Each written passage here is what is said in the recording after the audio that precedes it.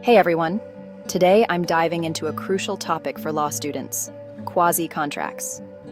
This is a fundamental concept that every aspiring lawyer should be familiar with, as it plays a significant role in ensuring justice and fairness in various legal scenarios. We'll break down the definition, meaning, importance, and key case laws. So, stick around. First things first, what exactly is a quasi contract? You might have heard this term in your law classes or read about it in your textbooks, but let's delve deeper to understand its true essence.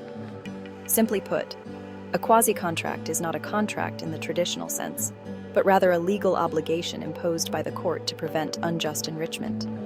It's a way for the court to step in and ensure that no one unfairly benefits at the expense of another. It's like the court saying, "Hey, this isn't fair, let's fix it." This intervention is crucial in maintaining the balance of justice in society.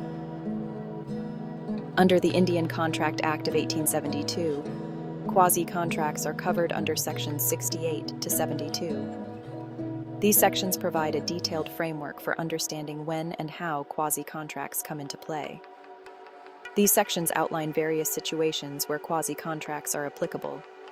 Each section addresses a specific scenario, ensuring that the law covers a wide range of possible situations. Let's briefly run through them. Understanding these sections will give you a clearer picture of how quasi-contracts function in real-life scenarios. Section 68 deals with the supply of necessaries. This section ensures that those who provide essential goods or services to individuals who cannot contract for themselves are fairly compensated. If a person supplies necessities to someone who is incapable of contracting, like a minor or a mentally ill person, the law steps in to protect the supplier's interests. The supplier is entitled to be reimbursed from the property of the incapable person. This ensures that those who act in good faith are not left at a disadvantage. Section 69 is about the reimbursement of money paid on behalf of another. This section is particularly relevant in situations where one party pays a debt or obligation on behalf of another. If I pay money on behalf of you, which you are bound by law to pay, the law ensures that I can recover that amount from you. I can claim reimbursement from you. This provision prevents any unfair financial burden on the person who made the payment. Section 70 is interesting. It talks about obligations of a person enjoying the benefit of a non-gratuitous act.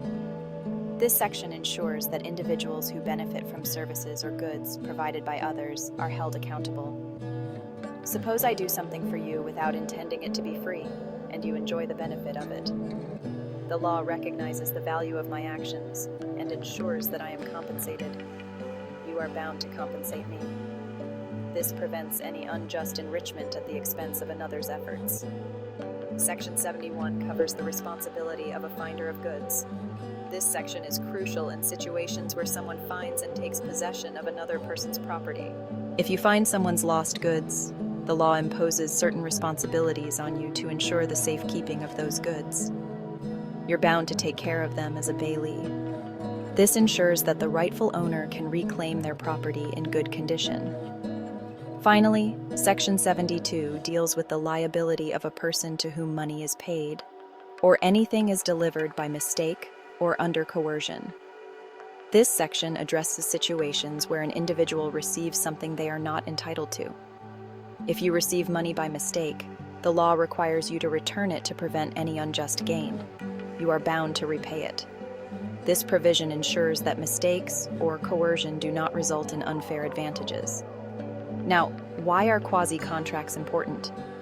They play a vital role in the legal system by ensuring that justice is served even in the absence of a formal contract.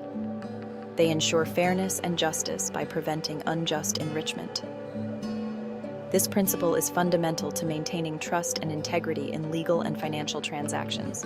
They fill in the gaps where no actual contract exists, but still, justice needs to be served.